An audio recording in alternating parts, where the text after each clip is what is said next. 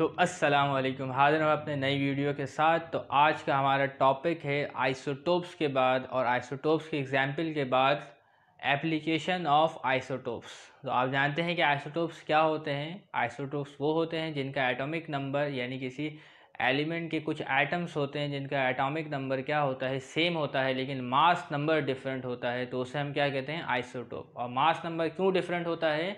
Number of neutron में फ़र्क की वजह से मास नंबर डिफरेंट होता है, तो उससे हम क्या कहते हैं, आइसोटोप्स। तो हाइड्रोजन के भी 3 आइसोटोप्स पाए जाते हैं, कार्बन के भी 3 आइसोटोप्स पाए जाते हैं, ठीक है ना। यूरेनियम के भी आइसोटोप्स को हमने पढ़ा, उसके भी 3 आइसोटोप्स हमारे पास मौजूद थे। इसके अलावा क्लोरीन जो है उसके 2 आइसोटोप्स पाए जाते हैं।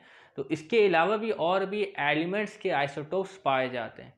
तो आए उन्हें देखते हैं। वो तो हमने जनरल देख लिया जो बहुत आम से हैं, जिनको हम ज़्यादातर पढ़ते हैं समझने के लिए।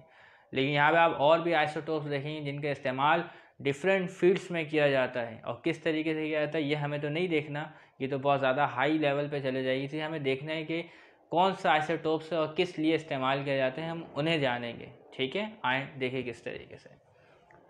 तो uses name of radio active isotopes, ये जो कॉलम है ये नेम है रेडियो एक्टिव आइसोटोप्स का। रेडियो एक्टिविटी आपने पढ़ा होगा चैप्टर 2 में, किसको कहते हैं भाई, किसी एटम में से क्या निकलती है, रेस निकलती है, रेडिएशन निकलती है। यानी कि वो एटम किस में चले जाता है, डीके में चले जाता है, टूटने चले जाता है। तो जब वो ब्रेक डाउन होता है तो उसमें से क्या निकलती है, रेडिएशन निकलती है, तो उसे हम क्या कहते हैं, रेडियो एक्टिविटी कहते हैं। तो जिस एटम में से क्या निकले, रेज निकले, रेडिएशन निकले, उसे हम कहते हैं radio active element, radio active atoms, ठीक है ना। तो अभी इधर आइसोटोप्स है तो इधर कहेंगे रेडियो एक्टिव आइसोटोप्स, ठीक है। और फील्ड मतलब कौन कौन सी फील्ड में इस्तेमाल होता है इसे भी देखेंगे और इस्तेमालात देखेंगे, ठीक है। तो पहला हमारे पास मौजूद है फास्फोरस 32, यानी फास्फोरस का जो एटॉमिक नंबर होता है वो आपके पास होता है 30। क्या होता है आपके पास, 30। एटॉमिक नंबर नहीं, एटॉमिक मास। एटॉमिक नंबर इसका 15 होता है और एटॉमिक मास यानी मास नंबर 30 होता है, लेकिन यहाँ फास्फोरस 32 है, अगर मैं गलत नहीं तो फास्फोरस 32 और स्ट्रोंशियम 90। फास्फोरस का नाम आपने सुना होगा, स्ट्रोंशियम का नाम आपने नहीं सुना होगा, लेकिन स्ट्रोंशियम भी एक एलिमेंट है केमिस्ट्री का, ठीक है। तो फास्फोरस और स्ट्रोंशियम 90, तो आइए आइसोटोप्स हैं, इनका रियल मास क्या है उसको चेक करना पड़ेगा, क्योंकि ये याद तो रहता नहीं, चंद एक आध के याद रह जाते हैं, बहुत सारे के याद रह जाते हैं जो इस्तेमाल ज़्यादा, जिनका इस्तेमाल बहुत ज़्यादा है, ठीक है ना। तो आइए इसके यूज़ देखते हैं। तो फास्फोरस 32 और स्ट्रोंशियम 90 को जो इस्तेमाल किया जाता है ट्रीटमेंट ऑफ स्किन कैंसर, यानी स्किन कैंसर के ट्रीटमेंट के लिए इसको इस्तेमाल किया जाता है, इनको या इनको दोनों में से किसी को। बिकॉज इसकी वजह ये है कि ये दे emit less penetrating beta radiation. आप जानते हैं कि रेडिएशन जो रेडियो एक्टिविटी की वजह से, किसी एटम के रेडियो एक्टिविटी की वजह से उसके अंदर 3 रेज निकलती हैं, 3 किस्म की, एक अल्फ़ा, एक बीटा और एक गामा। तो तीनों रेस की अलग अलग क्वालिटी है, अलग अलग टाइप है। तो इसमें से जो रेस निकलती है फास्फोरस और स्ट्रोंशियम से, इसको बिल्कुल ठीक तरीके से इस्तेमाल करके, ठीक तरीके से कंट्रोल करके जो इसमें से रेडिएशन निकलती है उसका नाम है बीटा रेडिएशन। तो इनको इस्तेमाल करके स्किन कैंसर को ट्रीट किया जाता है, क्योंकि ये जो एमिट करती हैं रेडिएशन वो लेस पेनिट्रेटिंग होती है, ज़्यादा पेनिट्रेट नहीं कर सकती। पेनिट्रेट बोले तो बिल्कुल इसे पार करके गुजर जाए। गामा रेस की पेनिट्रेटिंग पावर ज़्यादा है, वो ज़्यादा पार कर सकता है किसी ऑब्जेक्ट को, लेकिन बीटा की पेनिट्रेटिंग पावर क्या है, कम है, ठीक है ना। तो ये लेस पेनिट्रेटिंग है बीटा रेडिएशन। तो इसको इस्तेमाल किया जाता है स्किन कैंसर को ख़त्म करने के लिए, स्किन कैंसर का इलाज करने के लिए, रेडिएशन की वजह से, ठीक है ना। रेडिएशन रेस की वजह से स्किन कैंसर को ट्रीट किया जाता है, ठीक है ना। जिसको इसकी जो फील्ड है इसको हम कहते हैं रेडियोथेरेपी। क्या कहते हैं, रेडियोथेरेपी, क्लियर। तो स्किन कैंसर के लिए इस्तेमाल किया, तो आपकी किताब में सिर्फ स्किन कैंसर तक लिखा है, ये बात एक्स्ट्रा लिखी गई है आपकी किताब से हट के। तो they emit less penetrating beta radiation. तो बीटा रेडिएशन इमिट करते हैं जो लेस पेनिट्रेटिंग होते हैं, लेकिन गामा रेडिएशन बहुत ज़्यादा पेनिट्रेटिंग होता है, क्योंकि इसमें सिर्फ इलाज करना है स्किन कैंसर का, स्किन का बस। अगला है आपके पास कोबाल्ट 60। कोबाल्ट का नाम सुना होगा आपने, ठीक है। कोबाल्ट का एक्चुअल मास, ये आइसोटोप है, इसके मास में फ़र्क आता है, ठीक है। इसको भी फील्ड है रेडियोथेरेपी में, इसका इस्तेमाल है, जो अभी यूज़ हम बताने जा रहे हैं इसका इस्तेमाल है रेडियोथेरेपी में। ठीक है। रेडिएशन की वजह से ट्रीटमेंट होगा। आइए देखिए इस तरीके से, to treatment of body cancer, या स्किन है या बॉडी है, ये अंदर की बात, ये बाहर स्किन कैंसर बाहर की तरफ होता है, बॉडी कैंसर अंदर की तरफ होता है।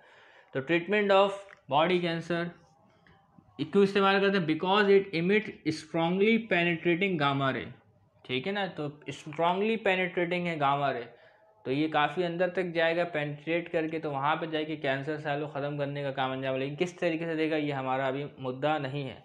यहाँ सिर्फ जानना है एप्लीकेशन कहाँ कहाँ इस्तेमाल होता है, क्यों होता है ये नहीं देखना, थोड़ा सा देख लिया, ठीक। कैसे होता है ये भी नहीं देखना।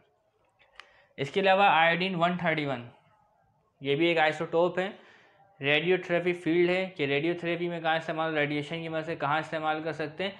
Use for diagnosis. डायग्नोसिस इसको बोलते हैं भाई, डायग्नोसिस कहते हैं जैसे कि कोई बीमारी आइडेंटिफाई करना हो उसको हम क्या कहते हैं? डायग्नोसिस, यानी शनाख्त करना, किसी बीमारी को ढूंढ निकालना, डायग्नोसिस कहते हैं। इसकी जो एक उर्दू है मुझे याद नहीं आ रही, डायग्नोस, ठीक है ना।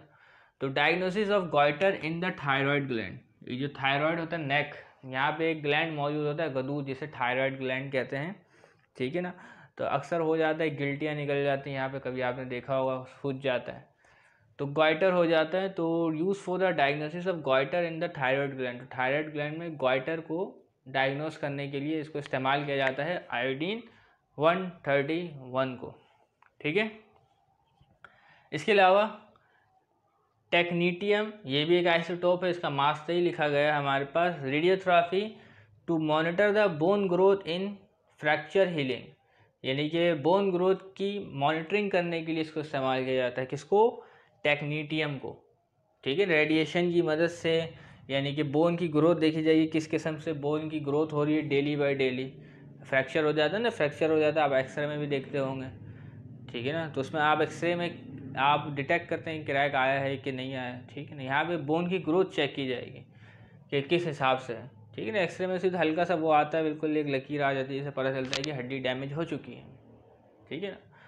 तो लेकिन इस्तेमाल किस तरीके से आता है ये हमारा मुद्दा नहीं है, हम सिर्फ जानना चाह रहे हैं कि आइसोटोप इस्तेमाल कहाँ कहाँ होता है, ये याद रखिएगा, क्योंकि एक जस्तजू होगी कि कहाँ कहाँ इस्तेमाल होता है। अगर आप जानना चाहते हैं तो एक एक आइसोटोप को लें और गूगल पे लिखते जाएँ, पढ़ते जाएँ, लिखते जाएँ, पढ़ते जाएँ, अगर आप जानना चाहते हैं। वैसे इसका इस्तेमाल और भी है, लेकिन यहाँ पे जितने बताए गए सिर्फ उन्हीं को डिस्कस किया जा रहा है, ठीक है।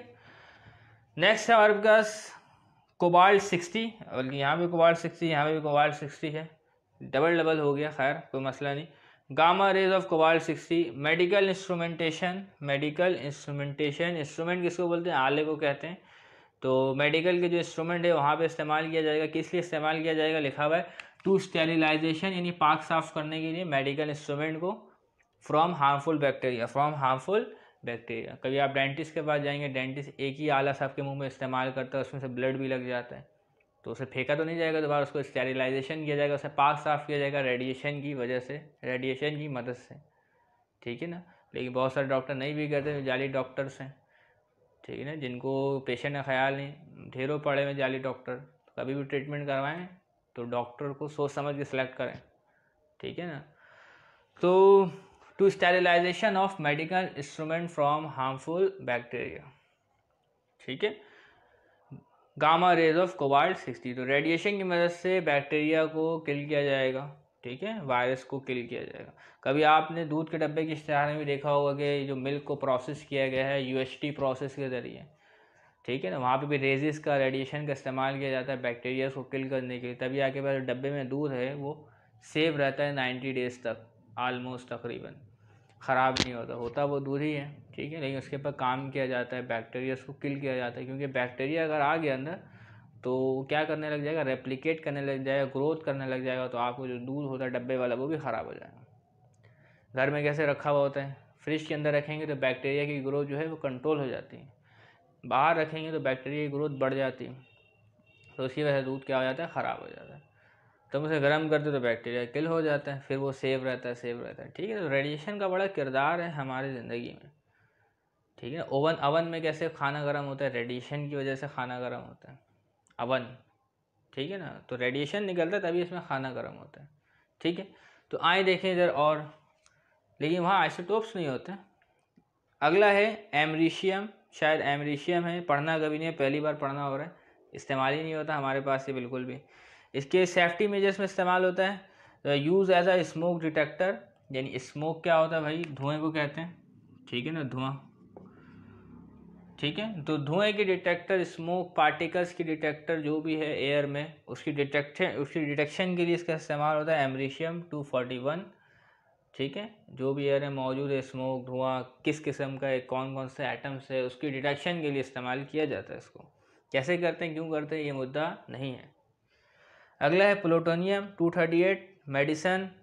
आइए देखिए, use to stimulate a regular heart beat, यानी कि जो हार्ट बीट है उसको रेगुलर रखने के लिए, उसमें क्या इरेगुलरिटी ना आए, इरेगुलरिटी बेकायदगी ना आए, कायदगी से हार्ट बीट चले, ठीक है ना। बहुत सारे लोगों को दिल में बैटरी लगी हुई होती है, आपने सुना होगा, ठीक है ना। क्यों लगाया जाता है, ताकि जो हार्ट बीट है वो रेगुलर रहे, रेगुलराइज रहे, ठीक है ना, इरेगुलर ना रहे, क्योंकि इरेगुलर हार्ट बीट होना भी एक मसला है। तो हार्ट बीट को रेगुलर रखने के लिए प्लूटोनियम का इस्तेमाल किया जाता है, ठीक है ना। Heart beat in a heart pacemaker, heart pacemaker क्या है बेटा, एक डिवाइस है। हार्ट पेस मेकर क्या है, एक डिवाइस है जिसमें प्लूटोनियम 238 का इस्तेमाल होता है और मदद करता है कि हार्ट बीट को क्या रखे, रेगुलराइज रखे, इरेगुलरिटी से बचाए। लेकिन कैसे करता है, क्यों करता है, ये टॉपिक नहीं है, ठीक है। इसके बाद और भी आइसोटोप्स है, कार्बन 12 और यूरेनियम 235, उसे भी देख लेते हैं, ठीक है। कार्बन 12 जो है आपके पास, उसको मैं शॉर्टली बता देता हूँ। कार्बन 12 जो है आप इसको इस्तेमाल करते हैं किस में, आर्कियोलॉजी। आर्कियोलॉजी क्या होता है बेटा, इल्म आसार होता है, आसार कदीमा का इल्म, पुरानी चीज़ों का इल्म, ठीक है। इसके अलावा जियोलॉजी में, जियोलॉजी किसको कहते हैं, ज़मीन का इल्म को, ज़मीन के इल्म को कहते हैं, ज़मीनी मुताल्लिक़ को जियोलॉजी कहते हैं। तो कार्बन 12 का इस्तेमाल होता है आर्कियोलॉजी और जियोलॉजी में, ठीक है।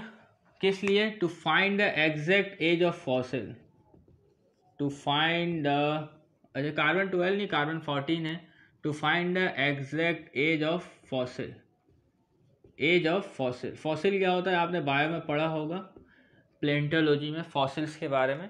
फॉसिल्स क्या है बेटा, एक पत्थरनुमा चीज़ है जो remains of plant and animals हैं, यानी जो जानदार गुजर गए बहुत सदियों पहले, तो वो कन्वर्ट हो जाते हैं, फॉसिल्स में कन्वर्ट हो जाते हैं। तो उन फॉसिल्स का मुताला करके हम अंदाज़ा लगाते हैं कि ये जो पत्थर है या फॉसिल्स हैं कितने साल पुराना है, कितने वर्ष पुराना है, अंदाज़ा इल्म की बदौलत लगाया जाता है। ज़रूरी नहीं एक्यूरेट पूरा हो, तकरीबन, ठीक है।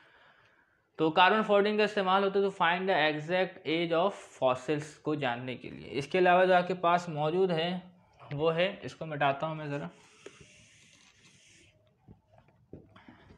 अगला है यूरेनियम, ठीक है। कौन है, यूरेनियम। यूरेनियम भी क्या आपके पास एक आइसोटोप है, तो I think uranium 238, I think uranium 238 के लिए आप इसकी फील्ड आप इसको ले लें, न्यूक्लियर एनर्जी ले लें, ठीक है। किताब में क्या लिखा हो याद तो नहीं है मुझे, न्यूक्लियर एनर्जी, न्यूक्लियर प्लांट। तो यूरेनियम 238 का आप इस्तेमाल करते हुए क्या कर सकते हैं, इलेक्ट्रिसिटी जनरेट कर सकते हैं, ठीक है ना। Use to generate electricity by converting water into steam, ठीक है ना। तो यूरेनियम 238 का इस्तेमाल करते हैं भाई। यूरेनियम में क्या है, एक रेडियो आइसोटॉप है जो डीके में जब जाता है, जब आप इसका रिएक्शन करवाते हैं, इसको एक न्यूट्रॉन देके इसका रिएक्शन स्टार्ट करवाते हैं, लेकिन इसे साइड में रखें। जब ये अपना प्रोसेस करना शुरू करता है, जब ये डीके में जाता है, तो अपने अंदर से ह्यूज अमाउंट में एनर्जी रिलीज़ करता है, और वो एनर्जी इस्तेमाल होती है वाटर को स्टीम में कन्वर्ट करने में, और स्टीम की मदद से टरबाइन को घुमाया जाता है, तो आपके पास जो है इलेक्ट्रिसिटी जनरेट होती है, ठीक है ना। ये यूरेनियम आप देख रहे हैं, ये एटम बम में भी इस्तेमाल होता है, तबाही का काम भी करता है, लेकिन एक अच्छा काम भी कर सकता है, यानी जिसकी मदद से आप इलेक्ट्रिसिटी को जनरेट भी कर सकते हैं और लोड शेडिंग से छुटकारा भी पाए। लेकिन इसका प्लांट चलाना, सेटअप लगाना थोड़ा मुश्किल काम है, क्योंकि रेडियो एक्टिव एलिमेंट है, तो इसमें से रेडिएशन भी निकलती है। अगर इसे केयरफुल हैंडल ना किया जाए तो काम करने वालों का यानी मज़दूरों का भी नुकसान हो सकता है, तो रेडियो एक्टिव आइसोटोप्स को कंट्रोल करना इंतहाई बहुत जिम्मेदारी वाला काम है। कभी आप एक्सरे रूम के बाहर देखते होंगे जहाँ पे सीटी स्कैन, ठीक है, जहाँ पे रेडिएशन, हॉस्पिटल जाते होंगे तो रेडिएशन जहाँ पे हो रहा है, जहाँ जहाँ रेडिएशन का इस्तेमाल, बाहर बोर्ड लगा हुआ होता है खबरदार, ठीक है, दूर रहें, अंदर रेजिस का इस्तेमाल किया जा रहा है। मुझे एग्जैक्ट वक्त तो याद नहीं है, लेकिन आप अक्सर वहाँ हॉस्पिटल में इसे नोट करेंगे। तो रेडियो एक्टिव आइसोटोप्स का इस्तेमाल थोड़ा मुश्किल भी है, और लेकिन इसे ठीक तरीके से करेंगे तो हम इससे बहुत सारे फ़ायदे भी हासिल कर सकते हैं। तो उम्मीद करते हैं कि आपको एप्लीकेशन ऑफ आइसोटोप्स थोड़ा बहुत समझ में आ गया होगा। तब तक के लिए इजाज़त दीजिएगा। अल्लाह हाफ़िज़।